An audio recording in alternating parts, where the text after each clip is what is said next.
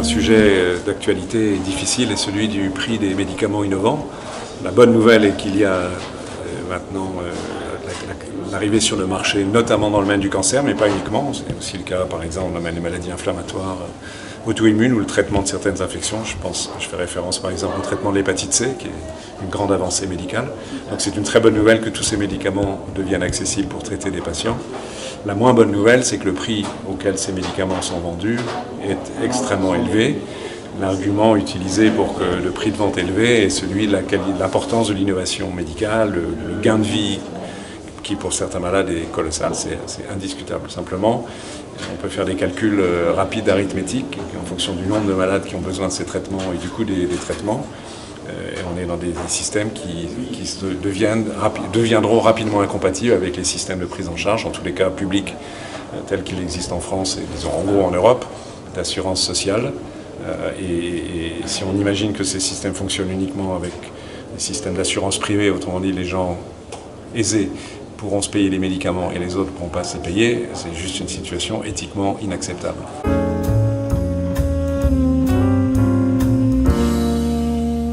Donc je pense qu'il faut qu'il y ait rapidement, j'espère, je l'appelle de mes vœux, une révision de la politique du prix des médicaments. Je pense que l'initiative va venir des États. Les États européens en particulier pourraient agir en tant que communauté européenne. Espérons l'Amérique du Nord, le Japon, l'Australie, enfin les pays où il y a assez d'argent aujourd'hui. Donc il faut aussi parler des autres pays, mais enfin où on peut envisager d'appliquer les thérapeutiques innovantes.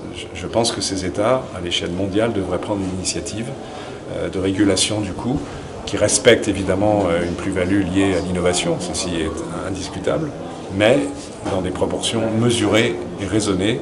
Et là, on est sorti de ce domaine, donc il est urgent que ceci change.